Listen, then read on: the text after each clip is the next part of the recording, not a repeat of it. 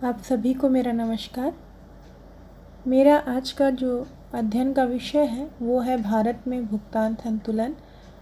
यह topic MA द्वितीय semester में इंडियन इकोनॉमिक्स के चौथी यूनिट के अंतर्गत आता है। तो आइए इस विषय में चर्चा करते हैं कि वास्तव में भारत में भुगतान संतुलन की क्या स्थिति है। तो जैसा कि आप जानते हैं कि भुगतान संतुलन एक निश्चित अवधि के अंदर शेष विश्व के साथ होने वाले मौद्रिक सौदों का लेखा जोखा होता है। अर्थात एक निश्चित अवधि में या एक साल में एक देश जितना भी निर्यात और आयात करता है उसका जो व्यवस्थित विवरण होता है वो भुगतान संतुलन में रखा जाता है। और व्यापार संतुलन और भुगतान संतुलन की जो अवधारणा है वो मिलती जुलती है, लेकिन उसमें थोड़ा बहुत अंतर ये है कि व्यापार संतुलन अनुकूल और प्रतिकूल दोनों हो सकता है। यदि निर्यात ज़्यादा हो तो अनुकूल हो जाता है और आयात ज़्यादा हो तो प्रतिकूल हो जाता है। लेकिन क्योंकि भुगतान संतुलन को एक खाते के रूप में हम प्रस्तुत करते हैं, इसलिए उसके नियम अनुसार वो संतुलित ही दिखाया जाता है, भले ही वो असंतुलित हो। तो इसमें हम ये देखते हैं कि दो पक्ष होते हैं, एक लेनदारी और एक देनदारी। लेनदारी में क्या आता है, जो भी हम निर्यात करते हैं उसकी प्राप्ति आती है, और देनदारी में क्या आता है, जो भी हम आयात करते हैं उसकी देनदारी आती है। तो किसी भी देश का जो भुगतान संतुलन है वो हमेशा संतुलित होना चाहिए। उसका असंतुलित होना किसी भी देश की अर्थव्यवस्था के लिए, उसके विकास के लिए अच्छा नहीं माना जाता। और देखें तो व्यापार संतुलन और भुगतान संतुलन में एक और अंतर ये है कि व्यापार संतुलन में केवल दृश्य मदें ही शामिल की जाती है, जबकि भुगतान संतुलन में दृश्य और अदृश्य दोनों मदें शामिल होती हैं। दृश्य मद में वस्तुओं के आयात निर्यात को शामिल किया जाता है, जबकि अदृश्य मद मुख्यतः सेवाओं के आयात निर्यात को दर्शाती है। भुगतान संतुलन जो है उसके दो भाग होते हैं, जिसको कहते हैं एक चालू खाता और दूसरा जो है वो पूंजी खाता। तो चालू खाता और पूंजी खाता क्या है, थोड़ा सा आपको मैं बताती हूँ इसके बारे में। चालू खाता मुख्यतः जो वस्तुओं और सेवाओं का आयात निर्यात होता है वो आता है, और पूंजी खाते में जो ऋण है, ब्याज है, और बैंकिंग पूंजी है, अंतर्राष्ट्रीय मुद्रा से जो लेन देन होता है उसका विवरण पूंजी खाते में होता है। और दोनों खाते के दो दो भाग होते हैं। तो दृश्य मदों में क्या आ गया, वस्तुओं का आयात निर्यात। अदृश्य मदों में क्या आता है, विदेशी पर्यटन, माने जो घूमने जाते हैं आते हैं, परिवहन, आना जाना, बीमा, विनियोग आय, शासकीय मद से आय, निजी और शासकीय अंतरण, मतलब एक जिसको एक पक्षीय भुगतान हम पढ़ते हैं राष्ट्रीय आय के अंतर्गत, जो पढ़ा जाता है कि यदि एक तरफा बिना किसी व्यापार के जो लेन देन हो, जैसे उपहार हो या सहायता हो, वो चालू खाते के अंतर्गत शामिल किए जाते हैं। तो इसके सभी के दो दो पक्ष होते हैं, लेनदारी और देनदारी। अब हम देखते हैं कि भारत में भुगतान संतुलन की क्या स्थिति रही है। तो वैसे तो स्वतंत्रता के पूर्व और विदेशियों के आने से पूर्व भारत जो है बहुत ही समृद्ध राष्ट्र था, और इसे सोने की चिड़िया कहा जाता था, और दूर दूर तक ये देश व्यापार करता था। लेकिन विदेशियों के आने के बाद इसकी स्थिति खराब हो गई, क्योंकि यहाँ के जो उद्योग धंधे थे वो पूरी तरह चौपट हो गए थे। तो स्वतंत्रता के पश्चात धीरे धीरे भारत के व्यापार में लगातार वृद्धि हो रही है, और 2004-05 के अनुसार हम देखें तो उस समय भारत का विदेशी व्यापार 195.1 बिलियन डॉलर था, जो 2017-18 में बढ़कर 768 बिलियन डॉलर हो गया है, जो कि 4 गुना बढ़ गया है। और जब भी हम देखते हैं कि विश्व के कुल निर्यात में भारत का हिस्सा 4-5 में 1% था, जो 2017-18 में 2.48% हो गया है। ये जो प्रश्न अक्सर प्रतियोगी परीक्षाओं में पूछा जाता है, तो ऑब्जेक्टिव के इसमें भी आप ध्यान रखेंगे कि विश्व के कुल निर्यात में भारत का हिस्सा वर्तमान में कितना है, और आयात भी 0.8 से बढ़कर 2.48 हो गया है। और ये भी हम ध्यान में रखेंगे कि जितने भी प्रमुख निर्यातक देश हैं, मतलब विश्व में, और सबसे ज़्यादा निर्यात करने वाले देश हैं, उसमें भारत का स्थान जो है वो 20वां है, जबकि आयात में भारत का स्थान 11वां है। तो ये एक प्रकार से समृद्धि का द्योतक है कि जो राष्ट्र व्यापार में जितना आगे बढ़ेगा वो उतना ज़्यादा समृद्ध होगा। जैसे कि पहले ब्रिटेन था, इसलिए उसने पूरी दुनिया में राज किया। फिर है 1948 से 1951 तक।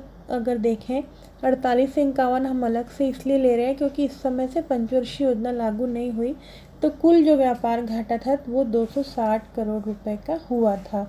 जाहिर है स्वतंत्रता के पश्चात स्थिति उतनी अच्छी नहीं थी।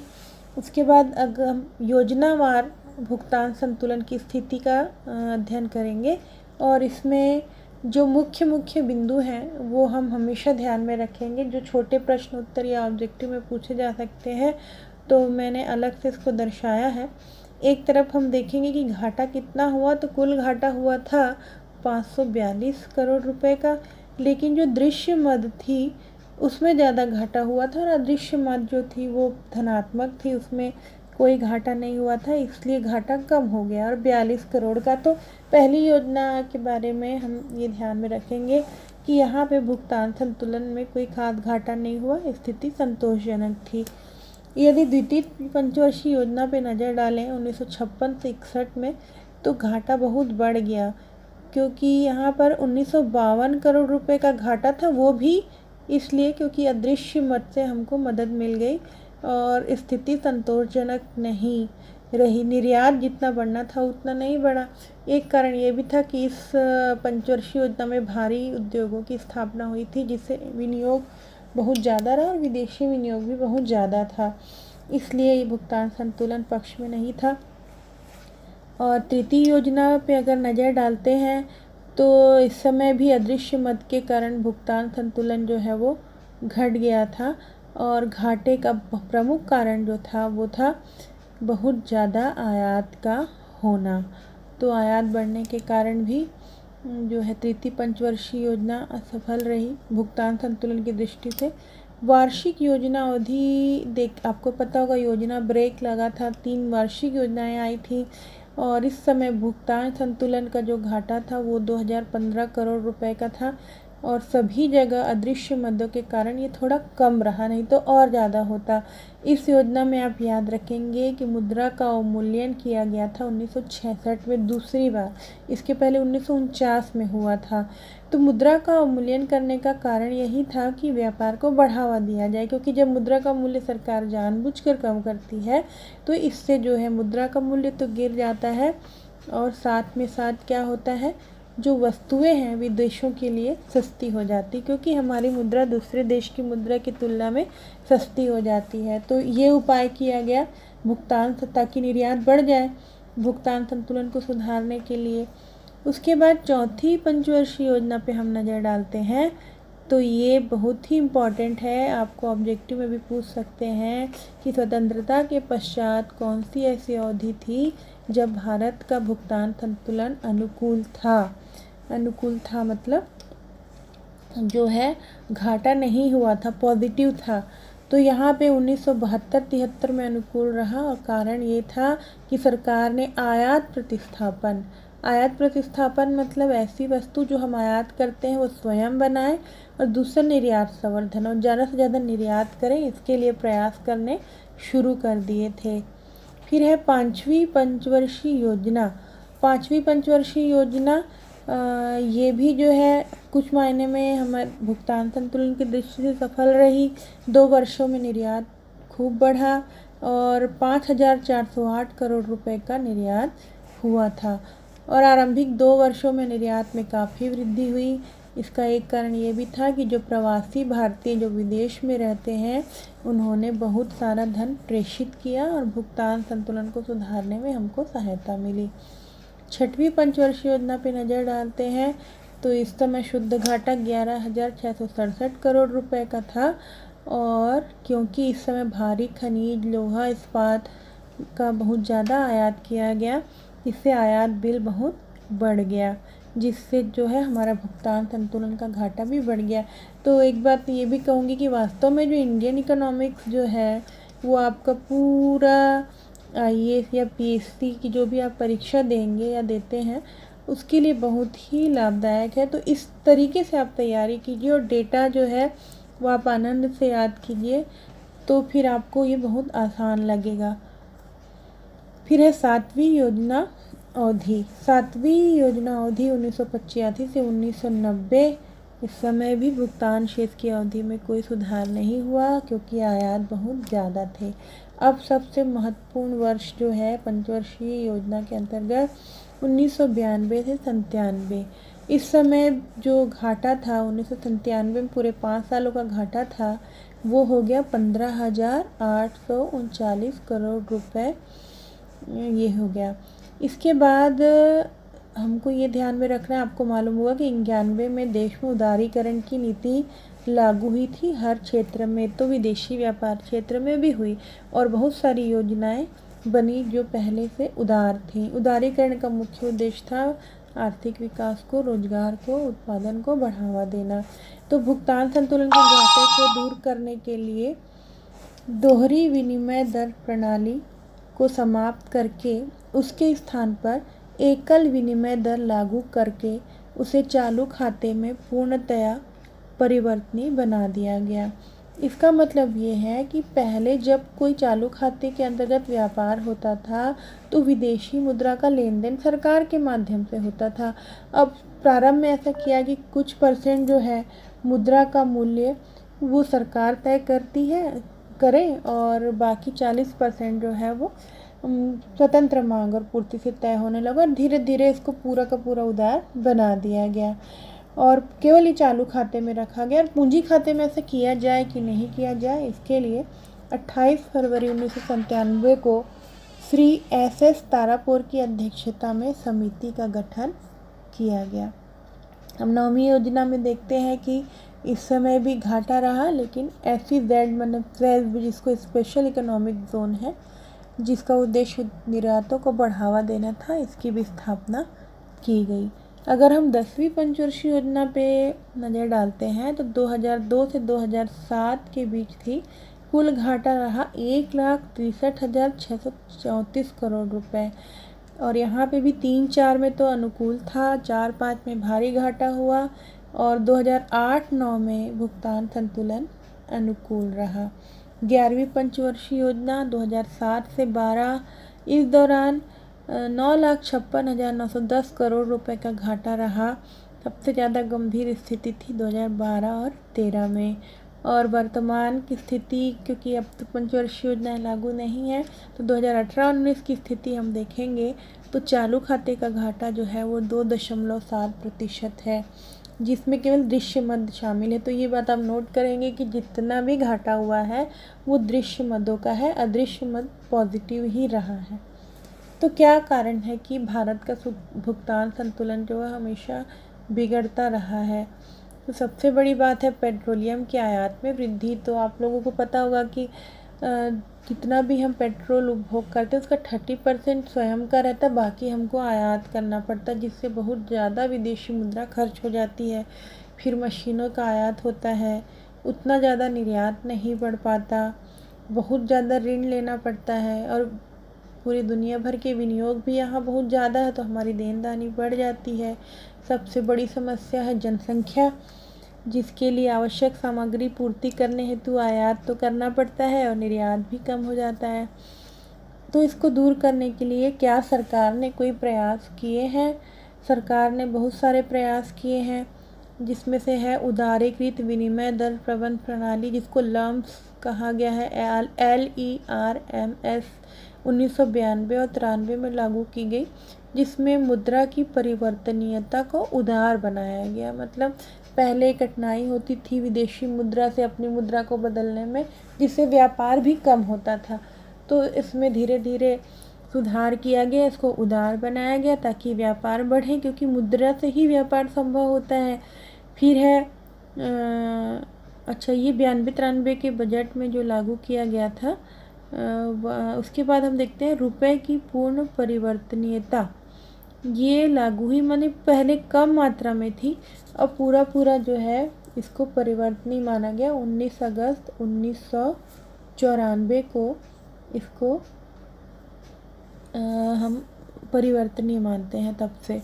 पूर्ण परिवर्तनीयता का मतलब है कि अब सरकार का कोई हस्तक्षेप नहीं रहा। जैसे मांग और पूर्ति से निर्धारित होना चाहिए, वैसे ही मुद्रा का मूल्य निर्धारित होने लगा। आयात लाइसेंसिंग प्रणाली का उदारीकरण किया गया, क्योंकि पहले आयात लाइसेंस लेने में जो है वो कठिनाई होती थी, तो इसको भी उदार बनाया गया। SEZ मतलब जो है स्पेशल इकोनॉमिक्स जोन की स्थापना की गई, जो 100% निर्यात करते हैं। तो ये 1 नवंबर 2001 में इसकी स्थापना की गई थी। EPCGS निर्यात संवर्धन पूंजीगत सामान योजना, इसकी स्थापना भी इसी दौरान की गई थी। तो इसके अंतर्गत क्या होता था कि निर्यात करने में जो भी पूंजीगत सामान है उस पर कम टैक्स लगाया जाए। तो इसमें बहुत सारे नियम बनाए गए हैं। सुपर स्टार ट्रेडिंग गृह और निर्यात संवर्धन औद्योगिक पार्क की स्थापना, इस सबको आप डिटेल में पढ़ेंगे परीक्षा की दृष्टि से भी और ऐसे भी। तो जानकारी आपको बहुत होनी चाहिए कि आप अलग अलग डिटेल में इसके बारे में, इसका फुल फॉर्म अंग्रेजी का जो है वो भी आप ध्यान में रखेंगे। शॉर्ट नेम भी इसका याद रखेंगे, कब स्थापना हुई ये भी आप याद रखेंगे। उसके बाद हम देखते हैं कि नई विदेश व्यापार नीति, जो आपके पाठ्यक्रम में उसको आप अलग से भी पढ़ेंगे। मैं थोड़ा बहुत आपको बता देती हूँ कि नई व्यापार नीति 2015-2020 ये रही। और इसमें क्या क्या लक्ष्य था, तो सबसे पहला लक्ष्य तो ये था कि 2019-20 तक जो वस्तुओं और सेवाओं का निर्यात है वो 900 अरब डॉलर करने का लक्ष्य रखा गया। अब देखिए 2020 चल रहा है और विश्व में भयानक महामारी फैली हुई है, तो जो कि आयात निर्यात तो बिल्कुल बंद है। तो इसका क्या असर होता है देखने लायक है। हम देखेंगे कि आगे क्या हम अपने लक्ष्य को पूरा कर पाते हैं कि नहीं, ये तो बाद में ही पता चलेगा, क्योंकि अभी संकट के दौर में पूरा विश्व है, तो पूरे विश्व पे इसका प्रभाव पड़ेगा। और मेक इन इंडिया आप लोगों ने बहुत ज़्यादा सुना होगा, डिजिटल इंडिया, स्किल इंडिया, ये सब इसी के अंतर्गत आते हैं। Ease of doing business, focus product, focus market, market into export, MEIS जो कि उदारीकृत विनिमय दर जो है प्रणाली उसके अंतर्गत आता है। ऐसी योजनाएं जो हैं व्यापार भी बढ़ाने के लिए और रोज़गार बढ़ाने के लिए बनाई गई हैं, और उत्पादन तो बढ़ेगा ही। और विश्व में अभी भारत का जो व्यापार है वो कितना बताया था मैंने, 2.48 था, जो कि बढ़कर 3.5% पहुंचाने का लक्ष्य है। वस्तु निर्यात, सेवा निर्यात योजना की शुरुआत की गई है, और ब्रांड इंडिया की भी शुरुआत की गई। इसके बारे में और आप लोग डिटेल में पढ़ेंगे। और ये आप ध्यान में रखिए कि अगर आप अर्थशास्त्र के विद्यार्थी हैं तो आंकड़ों को याद करने की क्षमता आपको बढ़ानी पड़ेगी। जब आप आंकड़े लिखकर उत्तर देते हैं तो उसका अलग ही प्रभाव पड़ता है, जो कि एकदम ऑथेंटिक होने चाहिए। तो करेंट जो नॉलेज है अखबारों से या समाचारों से आप अपडेट होते रहिए। और इस प्रकार हम देखते हैं कि किसी भी देश के लिए उसके भुगतान संतुलन खाते को पक्ष में रखना बहुत ज़्यादा ज़रूरी है।